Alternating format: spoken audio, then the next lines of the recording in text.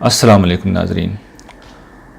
عام طور پر میں یوٹیوب پر یا فیس بک پر جب ویڈیو کے ذریعے سے لوگوں کے سامنے آتا ہوں تو میں کوئی تقریر کرتا ہوں، لیکن آج میری گفتگو بس گفتگو ہے، یہ کوئی تقریر نہیں ہے.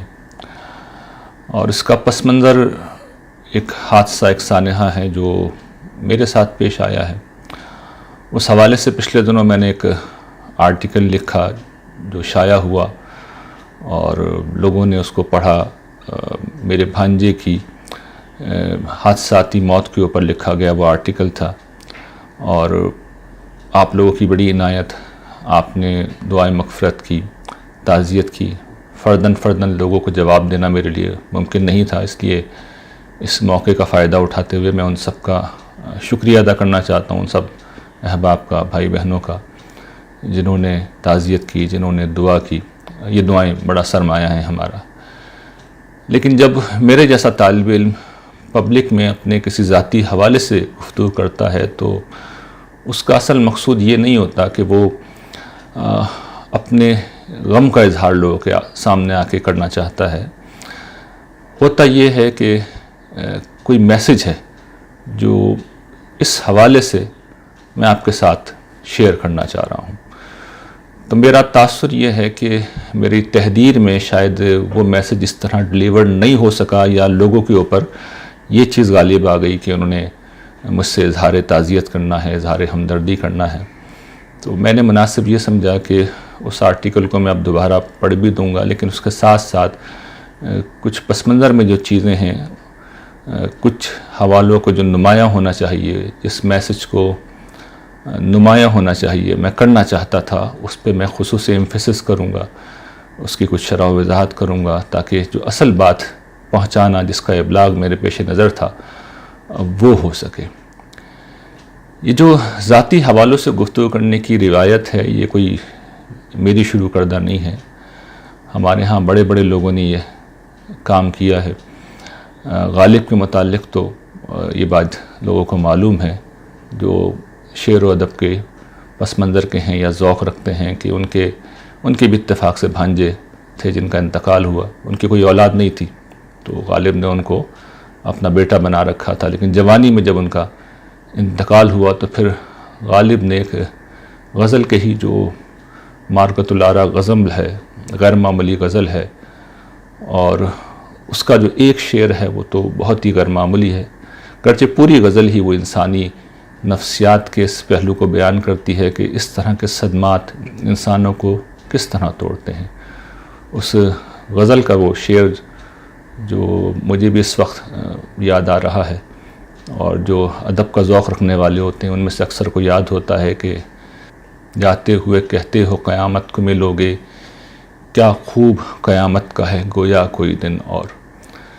تو یہ انسانی جذبات کا بیان ہے، اور اس میں بھی کوئی چیز غلط نہیں ہے. دیکھیے، انسان جب تک انسان ہے وہ دکھ محسوس کرے گا، وہ غم محسوس کرے گا، وہ درد محسوس کرے گا. اور جس چیز کی ہمارے دین میں ممانعت ہے وہ جزا فضا ہے، وہ شکوہ شکایت ہے، وہ خدا پر الزام لگانا ہے، وہ خدا سے مایوس ہونا ہے، وہ نوحہ کرنا ہے. اور عربوں میں خاص طور پر یہ جو نوحہ تھا، یہ جو ماتم تھا، اس کی خاص ٹریڈیشن تھی. مجھے بھی ایک دفعہ تجربہ ہوا جس وقت میں سعودی عرب میں تھا.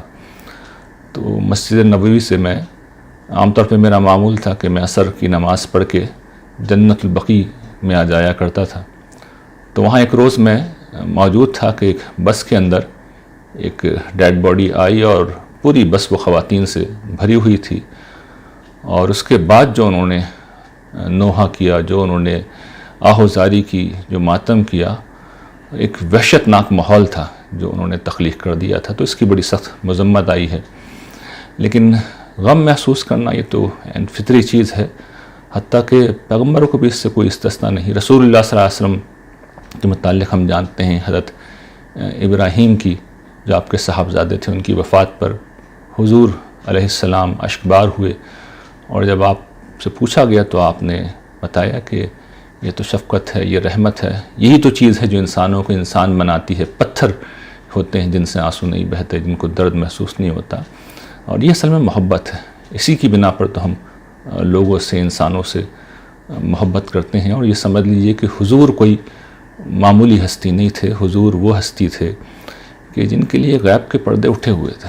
یعنی ہم تو ایک دوسرے کو صبر کی تلقین کرتے ہیں، آخرت کا دلاسا دیتے ہیں، حضور کے سامنے تو آخرت کے حقائق کھول دیے گئے تھے۔ قرآن مجید نے بھی اس بات کو بیان کیا ہے، روایات میں بھی تذکرہ آتا ہے۔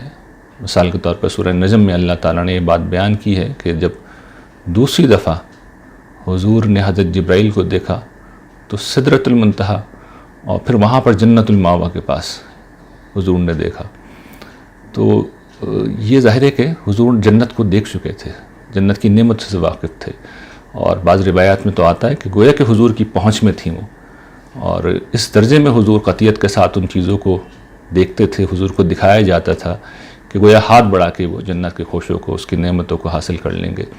تو اس درجے میں حضور کے مشاہدات تھے، حضور کا یقین، حضور کا ایمان، ظاہر ہے کہ اس کا کوئی تصور نہیں کر سکتا کوئی دوسرا انسان۔ اس کے باوجود حضور کی وہ کیفیت ہوئی، تو یہ اس بات کا اظہار ہے کہ یہ چیزیں بڑی فطری ہیں اور یہ ہو جاتی ہیں۔ اور یہ بھی میں واضح کر دوں کہ دیکھیے، جو ہمارے ہاں جنت کے بارے میں ایک تصور ہے، اور ٹھیک ہے یہ کہ آخرت کی دنیا ہے، وہ آخرت میں قائم ہوگی۔ قرآن مجید اس کو بیان کرتا ہے، لوگوں کو دوبارہ زندہ کیا جائے گا، لوگوں کو دوبارہ اٹھایا جائے گا۔ لیکن یہ جو قرآن مجید میں بات بیان ہوئی ہے جنت المأویٰ کی، اس سے معلوم ہوتا ہے کہ ایک درجے کی جنت جو ہے اللہ تعالیٰ نے بنا رکھی ہے۔ ایک درجے سے مراد ہے وہ جنت تو ہے، لیکن اس کی کیفیت بڑی مختلف ہے جو اس وقت ہم نہیں سمجھ سکتے۔ وہ آگے آ رہی ہے وہ چیز، تو میں وہاں پہ انشاءاللہ اس کو واضح کروں گا۔ اب میں اس تمہید کے بعد وہ آرٹیکل آپ کے سامنے پڑھنا شروع کرتا ہوں، اور پھر اس کی کچھ وضاحت میں بیچ میں کرتا جاؤں گا۔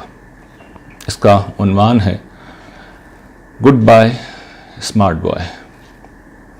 میرے بچے عبدالسمیع، تمہاری جوان موت پر میرا وجود کرچی کرچی ہو رہا ہے، میری آنکھیں سمندر بن گئی ہیں۔ یہ ظاہر ہے کہ ایک انسانی کیفیت ہے، اور اس طرح میں نے عرض کیا کہ غالب کی میں نے ایک مثال دی، لیکن میرا مقصد یہ نہیں تھا کہ میں غالب کے انداز میں اپنے غم کا اظہار کروں۔ میرا مقصد تو وہ تھا جو علامہ اقبال نے جب اپنی شہرہ آفاق، ایک نظم ہے جن کی والدہ مرحومہ کی یاد میں، انہوں نے جب وہ نظم لکھی ہے، اور اردو زبان کی بڑی خوبصورت نظموں میں سے ایک نظم ہے، جس میں انہوں نے بتایا ہے کہ وہ کتنے بڑے آدمی ہیں، فلسفی ہیں، حکیم ہیں، کہ انہیں اس طرح کی چیزوں کو، اس طرح کے حقائق کو جب وہ دیکھتے ہیں، موت کو، زندگی کو، خوشی کو، غم کو، تو وہ ان چیزوں سے بلند ہو چکے ہیں، اس لیے کہ وہ ایک فلسفیانہ سطح پہ جا کے زندگی کو، دنیا کی حقیقتوں کو سمجھتے تھے۔ انہوں نے اس نظم میں یہ بیان کیا ہے کہ دل میرا حیران نہیں، خندہ نہیں، گریاں نہیں، مجھے کسی چیز سے حیرانی نہیں ہوتی، مجھے کوئی خوشی بھی نہیں ہوتی، کوئی غم بھی نہیں ہوتا، لیکن جب ماں کا سانحہ پیش آیا تو پھر وہ بچے بن گئے، اور پھر اس دنیا میں چلے گئے جہاں پر انسان روتا بھی ہے، بلکتا بھی ہے، انسان تڑپتا بھی ہے، اور پھر وہاں سے انہوں نے بات اٹھائی اور پھر اس میسج تک وہ بات کو لے کے گئے جو اصل میں ڈلیور کرنا ان کے پیش نظر تھا۔ وہ کہتے ہیں، یہ اگر آئین ہستی ہے کہ ہو ہر شام صبح، مرقد انسان کی شب کا کیوں نہ ہو انجام صبح۔ تو میں بھی اسی پس منظر میں یہ آرٹیکل آپ کے سامنے رکھ رہا ہوں کہ ایک میسج ہے جو مجھے ڈلیور کرنا ہے۔ میں نے لکھا ہے، میرے بچے عبدالسمیع، تمہاری جوان موت پر میرا وجود کرچی کرچی ہو رہا ہے، میری آنکھیں سمندر بن چکی ہیں، مگر میرا دل گواہی دیتا ہے کہ تم اپنے رب کے حضور اس کے فیضان رحمت کا رزق پا رہے ہو۔ اس لیے یہ دل جو درد میں ڈھل چکا ہے، تمہاری جدائی کے دکھ کے باوجود اپنے رب سے راضی ہے، اور اس کے حضور یہی عرض کر رہا ہے کہ تو پاک ہے، تیرا کوئی فیصلہ ناحق نہیں، سبحانک لا علم لنا الا ما علمتنا، تیری ذات ہر عیب سے پاک ہے، ہم کو تو صرف اتنا معلوم ہے جتنا تو نے ہمیں علم دیا ہے۔ دیکھیے، یہ بات سمجھ لیجئے کہ قرآن مجید میں یہ جو پاکی کا مطالبہ اللہ تعالیٰ نے کیا ہے کہ میری پاکی بیان کرو، میری تسبیح بیان کرو، اس کے کئی مفاہیم ہیں۔ اس کا ایک مفہوم تو یہ ہے کہ یہ جو مشرکانہ توہمات ہیں کہ خدا کا معاذ اللہ بیٹا ہے، بیٹی ہے، اس کا کوئی شریک ہے، اس کی بیوی ہے، اللہ تعالیٰ کی ہستی ایسی ہر کمزوری سے بلند ہے، پاک ہے۔ اس کا ایک دوسرا زیادہ اہم پہلو وہ یہ ہے کہ میری اور آپ کی جو دنیا ہے اور ہمارے جو معاملات ہیں، اس میں بارہا وہ ہوتا ہے جو ہمارے خیال میں نہیں ہونا چاہیے، جو نہیں ہونا چاہیے۔ یعنی اگر میرے بس میں ہو تو میں زندگی کے اس سفر کو ریوائنڈ کروں اور اس 3 دن پہلے کے اس مقام پہ پہنچوں جہاں میرے بھانجے کے ساتھ یہ حادثہ پیش آیا اور اس کو ڈیلیٹ کر دوں۔ میرے خیال میں تو اس طرح ہونا چاہیے، لیکن ظاہر ہے خدا معاملات اس طرح نہیں کرتا۔ اب سوال یہ کہ کیا خدا غلط کرتا ہے؟ تو خدا کی پاکی بیان کرنے کا مقصد یہ ہے کہ ہم یہ یقین رکھیں کہ ہمارا پروردگار، ہمارا مالک، ہمارا معبود کچھ بھی غلط نہیں کرتا، کچھ بھی غلط نہیں کرتا، جو کرتا ہے ٹھیک کرتا ہے۔ اس کی حکمتیں قیامت کے دن ہی کھلیں گی، اور اسی کے اوپر میرا جو اگلا ناول ہے ادھوری کہانی، اور اس کی تکمیل کے لیے میں شہر سے باہر گیا ہوا تھا جب مجھے اطلاع ملی، اس میں نے یہی بتایا ہے کہ قیامت کے دن اللہ تعالیٰ ان حکمتوں کو کھولیں گے، اور پھر پورا پس منظر جتنا کچھ میرا فہم تھا قرآن مجید کے ارشادات کی روشنی میں نے واضح کیا ہے۔ اور خاص طور پہ یہ ناول لکھا ایسے لوگوں کے لیے اور ایسے حالات کے لیے لکھا گیا ہے جب لوگ غم و علم سے گزر رہے ہوتے ہیں، اس لیے کہ خدا کے اوپر کوسچن مارک کوئی خوشی کے حال میں نہیں اٹھاتا۔ خوشی میں تو غفلت ہوتی ہے، جب غم ہوتا ہے، جب محرومی آتی ہے، تو پھر ہمیں شکوہ شکایت بھی ہوتا ہے، ہم خدا سے ناراض بھی ہو جاتے ہیں، اور پرابلم آف ایول جسے فلسفے کی زبان میں کہتے ہیں کہ اس دنیا میں شر کیوں پایا جاتا ہے۔ جب اس کی حکمتوں کو ہم نہیں سمجھتے، پوری طرح نہیں سمجھتے، تو پھر لوگ آخرکار خدا کا انکار بھی کر دیتے ہیں۔ تو اس ناول میں نے یہی کوشش کی ہے کہ اس کو واضح کروں، اور شاید اللہ تعالیٰ نے اس سانحے سے اسی لیے گزروایا ہے کہ میں اس کیفیت کو دل سے محسوس کر سکوں جس سے اس طرح کے لوگ گزر سکتے ہیں، یہ گزرتے ہیں۔ کیونکہ اس دنیا میں جو بڑی سے بڑی تکلیف ہے جوان اولاد کی موت، یہ ایک ایسا تعلق ہے کہ شاید اس سے بڑی تکلیف اس دنیا میں نہیں پائی جاتی۔ تو اس سے جب آدمی گزرتا ہے، میرے لیے وہ اولاد کی طرح تھا میرا بھانجا، تو اس تکلیف سے گزرنے کے بعد شاید میں اس میسج کو زیادہ بہتر طریقے پر آپ لوگوں کے ساتھ شیئر کر سکوں گا۔ تو میں یہ عرض کر رہا تھا اس مضمون میں پھر اپنی بات کو ریپیٹ کر دیتا ہوں۔ ہم کو تو صرف اتنا معلوم ہے جتنا تو نے ہمیں علم دیا ہے، تیری ذات ہر عیب سے پاک ہے، ہم کو تو صرف اتنا معلوم ہے جتنا تو نے علم دیا۔ یہ سورہ بقرہ میں فرشتوں کے الفاظ ہیں۔ یہ علم بتاتا ہے کہ خدا کے کاموں کے لیے جب کوئی استعمال ہو جائے تو اس کی خطائیں معاف اور اجر لامحدود ہو جاتا ہے۔ یہ لوگ مر کر بھی مردہ نہیں ہوتے اور رزق ربانی کا فیضان روز قیامت سے پہلے ہی پانا شروع کر دیتے ہیں۔ قرآن مجید میں اللہ تعالیٰ نے بیان کیا ہے ان چیزوں کو، وَلَا تَقُولُوا لِمَن يُقْتَلُ فِي سَبِيلِ اللَّهِ أَمْوَاتٌ بَلْ أَحْيَاءٌ وَلَٰكِن لَّا تَشْعُرُونَ۔ یہ سورہ بقرہ میں اللہ تعالیٰ بیان کرتے ہیں۔ سورہ آل عمران میں اللہ تعالیٰ ارشاد فرماتے ہیں وَلَا تَحْسَبَنَّ الَّذِينَ قُتِلُوا فِي سَبِيلِ اللَّهِ أَمْوَاتًا بَلْ أَحْيَاءٌ عِندَ رَبِّهِمْ يُرْزَقُونَ۔ ان دونوں آیتوں میں جو بات بیان کی گئی ہے وہ یہ ہے کہ راہ خدا میں مرنے والوں کو نہ مردہ کہو نہ مردہ سمجھو۔ ایک جگہ کہا گیا نہ کہو، دوسری جگہ کہا گیا نہ سمجھو، اور پھر دونوں جگہ کہا گیا ہے وہ تو زندہ ہیں، اور پھر ایک جگہ کہا گیا ہے تمہیں اس زندگی کا شعور نہیں۔ یہ وہ بات ہے جو میں نے عرض کی تھی۔ اور پھر آگے کہا گیا ہے وہ اپنے رب کے پاس زندہ ہیں اور رزق پا رہے ہیں۔ یعنی یہ جو دو باتیں، تمہیں اس زندگی کا شعور نہیں اور وہ رزق پا رہے ہیں، وہ تو جنت الماوا کا میں نے ذکر کیا تھا۔ یہ محسوس ہوتا ہے کہ یہ ہے وہ مقام جو اس وقت بھی ایگزسٹ کرتا ہے۔ یعنی انسان جس وقت قیامت کے دن دوبارہ زندہ کیے جائیں گے، اس وقت تو بہت ساری جنتیں وجود میں آئیں گی، زمین سے آسمان تک ہر جگہ کو جنت بنا دیا جائے گا۔ قرآن سے معلوم ہوتا ہے کہ یہ جنت زمین سے شروع ہوگی، زمین لوگوں کا ٹھکانہ ہوگا رہنے کا، اور پھر آسمانوں تک ان کی جنت پھیلی ہوئی ہوگی۔ لیکن ایک جنت اس وقت بھی موجود ہے جو سورہ نجم میں ہمیں معلوم ہوتا ہے کہ سدرۃ المنتہا کے پاس وہ ہے، اور وہ ہم نہیں جانتے سدرۃ المنتہا کہاں ہے، لیکن محسوس یہ ہوتا ہے کہ جہاں پر یہ سارا مادی عالم ختم ہو رہا ہے، اور وہاں پر اللہ تعالیٰ نے اس وقت کوئی جگہ بنا رکھی ہے جہاں پر وہ ایسے لوگوں کو رکھتے ہیں کہ جن کا فیصلہ موت کے ساتھ کر دیا جاتا ہے۔ یعنی انبیاء ہیں، صدیقین ہیں، شہداء ہیں، صالحین ہیں، جن کی نجات کا فیصلہ ان کی موت کے ساتھ کر دیا جاتا ہے۔ تو ان کی ارواح کو پھر وہاں رکھا جاتا ہے، اور وہ زندگی کس طرح کی ہم اس کا بالکل شعور اور احساس نہیں کر سکتے، وہ سمجھائی بھی نہیں جا سکتی۔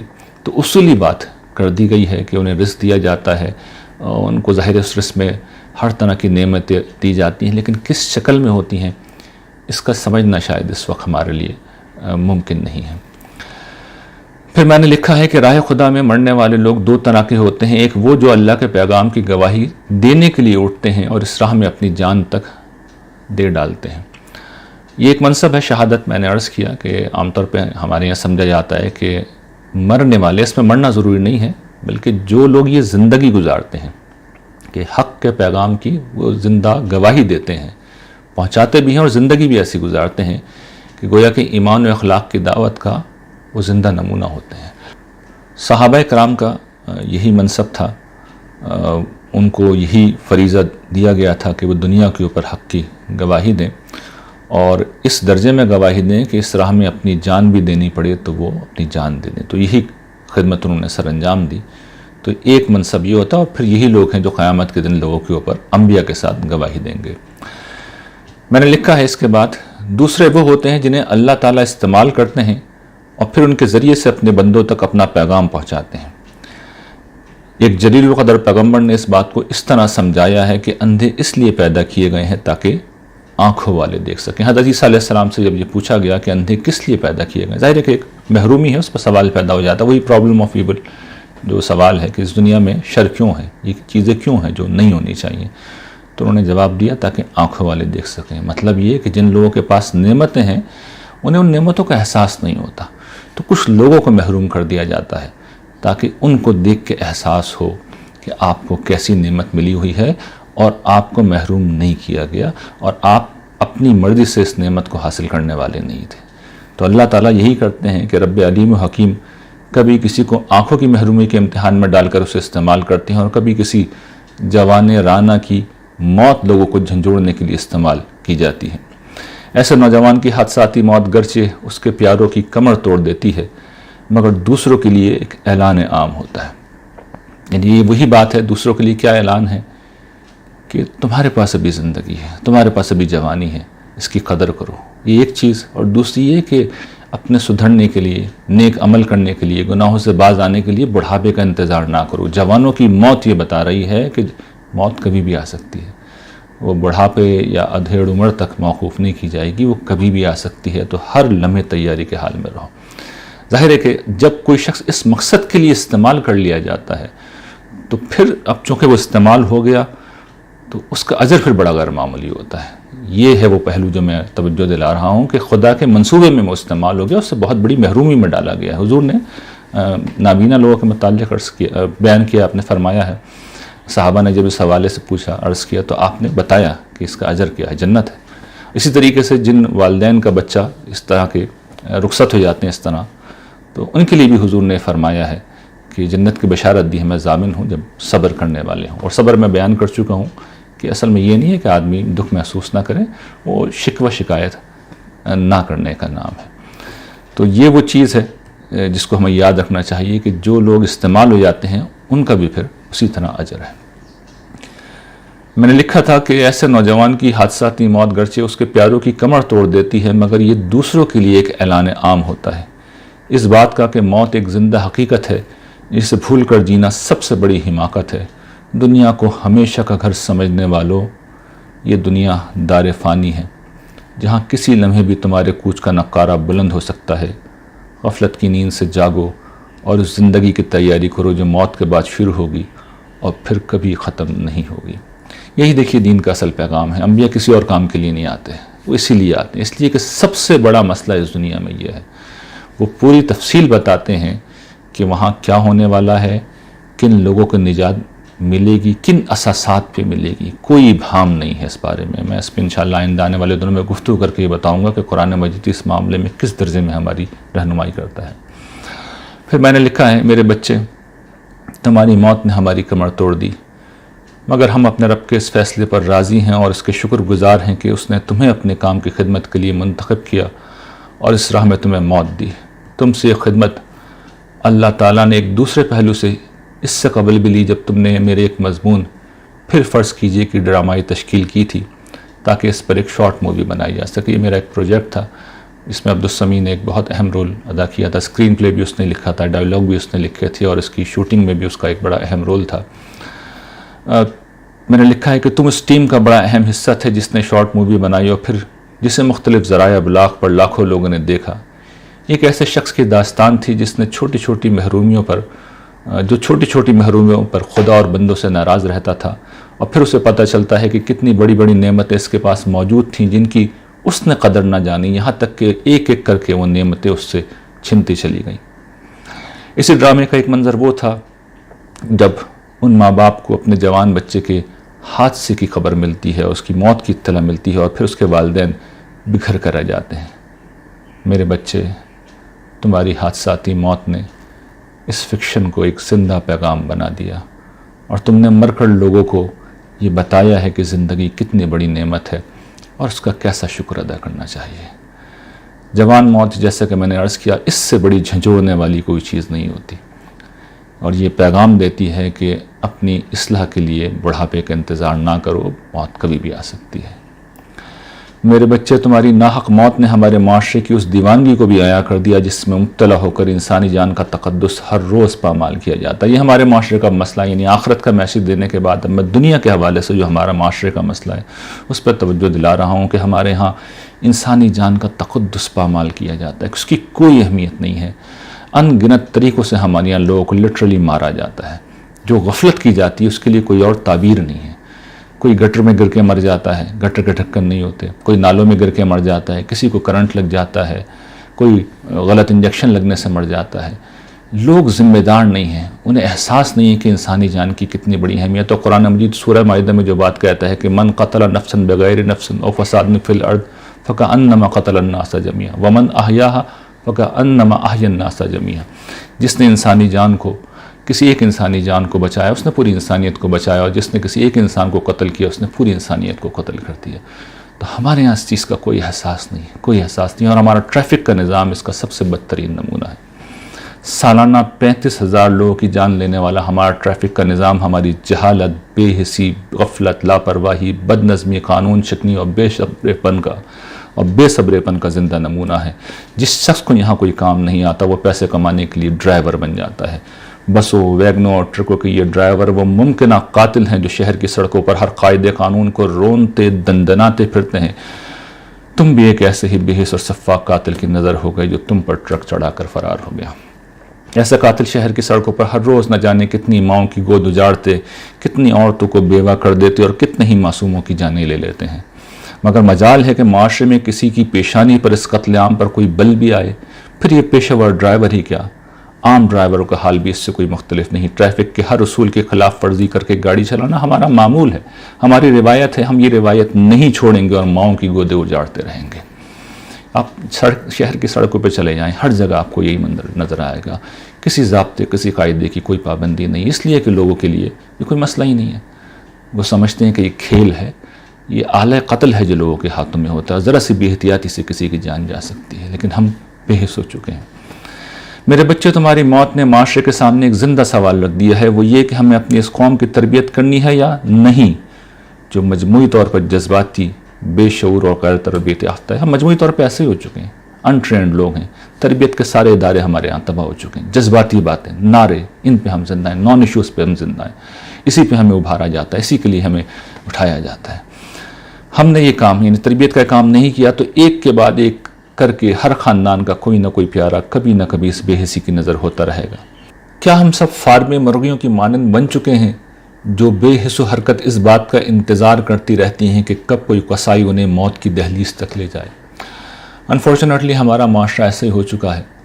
ہم کرنٹ افیئر میں جینے والی ایک قوم ہے جو ایک واقعے کے اوپر بہت جوش میں آتی ہے، جذبات میں آتی ہے، پورا معاشرہ کھڑا ہو جاتا ہے، آسمان سر پہ اٹھا لیتے ہیں، اس کے بعد کوئی اور واقعہ ہوتا ہے اور ہم پچھلا واقعہ بھول جاتے ہیں، رات گئی بات گئی۔ قوموں کی حالت ایسے نہیں بدلتی، اس کے لیے کچھ لوگوں کو زندگیاں لگانی پڑتی ہیں اور ایشوز کو ٹارگٹ کرنا پڑتا ہے تعمیری سوچ کے ساتھ۔ احتجاج، ٹکراؤ نہیں، بلکہ تعلیم، تربیت، اصلاح، قانون سازی، شعور کی بیداری، اس کے لیے زندگی لگانی پڑتی ہے، اس کے لیے اپنے آپ کو کمٹ کرنا پڑتا ہے۔ انفارچونیٹلی ہماری یہ سوچ ہی نہیں ہے، اس لیے کہ خاموشی سے کرنے والے کام ہیں، اس کا کوئی بہت ریوارڈ نہیں ملتا، لیکن قوموں کی تعمیر ایسے ہی ہوتی ہے، یہی کرنے کا اصل کام ہے۔ ہمیں فیصلہ کرنا ہوگا کہ اپنی قوم کو نان ایشوز اور جذباتی باتوں کے پیچھے لگانے کے بجائے ان کے اصل مسائل کو حل کرنے کی کوشش کریں، اور یہی ہمیں کرنا ہوگا۔ دیکھیے ہمارے پاس لوگ ہیں، ذہانتیں ہیں، صلاحیتیں ہیں، مگر اس وقت وہ سب نان ایشوز کے پیچھے لگے ہوئے ہیں۔ جو اصل مسائل ہیں، اس کی ایک مثال میں نے دی کہ ٹریفک کا مسئلہ ہے، اسی طریقے سے عدالتوں میں انصاف کا مسئلہ ہے، یعنی جس نے شخص نے ٹرک کا حادثہ کیا ہے بھاگ گیا مار کے، ہمارا سسٹم اس قابل نہیں ہے کہ اسے پکڑ سکے۔ یہ صورتحال ہمارے معاشرے میں ہر جگہ آپ کو نظر آئے گی۔ یہ ایک دن میں صورتحال تبدیل نہیں ہوگی، نہ حکمرانوں کا کام ہے۔ حکمرانوں کو دیکھیے پریشرائز کرنا پڑتا ہے، اور یہ پولیٹکس سے باہر لے کے کرنے کا کام ہے۔ آپ کو شعور سازی کرنی ہوگی، عوامی دباؤ پیدا کرنا ہوگا، اور خود لوگوں کی تربیت کرنی ہوگی، اس لیے کہ دیکھیے حکومت تو اب بہت لمیٹڈ ہو چکی ہے، اصل پاورز تو عوام کے پاس ہوتے ہیں۔ یہ جو بیوروکریسی ہے عوام میں سے جاتی ہے، فوج میں بھی لوگ عوام سے ہی جاتے ہیں۔ تو آپ پیچھے سے ٹھیک کر دیجئے چیزیں، جب وہاں پہنچیں گے، ٹھیک لوگ پہنچیں گے تو وہ ٹھیک کام کر رہے ہوں گے۔ سیاستدان بھی اصل میں پہلے عوامی ہوتے ہیں، وہ طالب علم ہوتے ہیں، وہ عام شہری ہوتے ہیں، بہت کم لوگ ہوتے ہیں جو انہی خاندانوں سے بار بار آ رہے ہوتے ہیں۔ عام لوگ بھی اس میں شامل ہو رہے ہوتے ہیں، لیکن جب آپ تربیت نہیں کرتے تو عام لوگ بھی پھر وہاں جاتے ہیں اور وہ بھی استحصالی طبقات کا حصہ بن جاتے ہیں۔ تو کرنے کا کام اصل میں کیا ہے؟ تربیت۔ ہمیں فیصلہ کرنا ہوگا کہ اپنی قوم کو نان ایشوز اور جذباتی باتوں کے پیچھے لگانے کے بجائے ان کے اصل مسائل کو حل کرنے کی کوشش کریں گے، انسانی جان کی حرمت کو محسوس کریں گے جس کا تقدس ہر چیز سے زیادہ بلند ہے، بنیادی انسانی اور اخلاقی اقدار جو عین ہمارے دین کی تعلیم ہے، ایک ایک فرد کو ہم ان کی تربیت دیں گے، لوگوں کی تربیت کو اپنی زندگی کا سب سے بڑا مشن اور ترجیح بنائیں گے تاکہ جانوروں کے کسی گلے کی شکل اختیار کرتا ہمارا معاشرہ دوبارہ ایک انسانی معاشرہ بن سکے جس میں انسانی جان کا تقدس ہر چیز سے زیادہ بلند ہو۔ اس کے بعد آخر میں نے کچھ اپنے ذاتی تعلق کو بیان کیا ہے۔ میرے جوان رانا، تم رشتے میں میرے بھانجے لیکن در حقیقت میری اپنی اولاد کی طرح تھے۔ تمہارے 9 ماہ میری بہن نے، جنہیں ہم بچوں کہتے ہیں، جو ہمارے لیے ماں کی طرح ہیں، ہمارے گھر میں گزارے جب انہیں ڈاکٹر کے ہاں لے جانا میرا کام تھا۔ مجھے جنوری کی وہ خنک رات آج بھی یاد ہے جب تم اس دنیا میں آئے۔ میں اپنے بہنوئی کے ہمراہ اپنے بہن کے ان اذیت لاک لمحوں کے ختم ہونے کا منتظر تھا جن کی تکلیف ماں کو ماں کی عظمت عطا کرتی ہے۔ میرے بچے، جب تم اس دنیا میں آئے تو تمہیں دیکھ کر ہمیں لگا کہ کوئی بہت خوبصورت لڑکی تھی جس کو آخری وقت میں لڑکا بنا دیا گیا تھا۔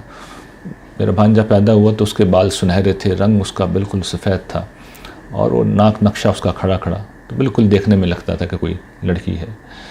مجھے تمہارا یونیفارم میں اسکول جانا بھی یاد ہے، اور لڑکپن کا موٹاپا بھی۔ اور یہ تو حال ہی کی بات ہے کہ تم نے خود کو ڈائٹنگ کر کے بالکل دبلا اور اسمارٹ کر لیا تھا۔ میرے موبائل میں کوئی مسئلہ ہوتا تو میں سب سے پہلے تم سے حل پوچھتا تھا۔ ابھی بھی میرے موبائل میں جو اس کے آخری میسیجز ہیں اس میں اپنے مسئلے بتا رہا ہوں، اور اس کے پاس سے جواب آ رہا ہے کہ ماما اس طرح کر لیں تو مسئلہ حل ہو جائے گا، اس طرح کر لیں تو مسئلہ حل ہو جائے گا۔ اس وقت بھی جو ویڈیو میں بناتا ہوں، جو اس وقت بھی میں بنا رہا ہوں، اس کے لیے تمہاری بتائی ہوئی ڈیوائس استعمال کرتا ہوں۔ یعنی یہ بھی ایک صدقہ جاریہ ہوتا ہے۔ انسان اس طرح کی جب خدمت کرتا ہے کسی بھی پہلو سے تو انسان کا نامہ اعمال تو بند ہو جاتا ہے، لیکن جو اچھے اس نے خیر کے کام کیے ہیں، کسی کے ساتھ بھلائی کی ہے، تو نامہ اعمال کلوز ہونے کے بعد بھی انسانوں کا اجر اس طرح جاری رہتا ہے۔ تو ہمیں بھی سراپا خیر بننا چاہیے، لوگوں کے ساتھ وہ کام کرنا چاہیے، وہ معاملہ کرنا چاہیے کہ ہماری موت کے بعد بھی ہماری نیکیوں کا سلسلہ جاری رہے۔ تمہاری ہر یاد میرے دل کے ساتھ ہے، مگر ان یادوں میں سب سے لطیف یاد یہ ہے کہ بچپن میں تم انڈے کھانے کے بہت شوقین تھے، اسے بہت شوق تھا انڈے کھانے کا۔ ناشتے پر تم میرے ساتھ بیٹھتے اور اپنا انڈا تیزی سے کھانے کے بعد میرے سامنے سے پلیٹ اٹھا کر میرے حصے کا انڈا بھی کھا جاتے تھے۔ میں اخبار پڑھ رہا ہوتا تھا اور مجھے خبر بھی نہیں ہوتی تھی کہ میرے ساتھ کیا ہاتھ ہو چکا ہے۔ اب یہ سب ماضی ہے، مگر تم ماضی نہیں ہو۔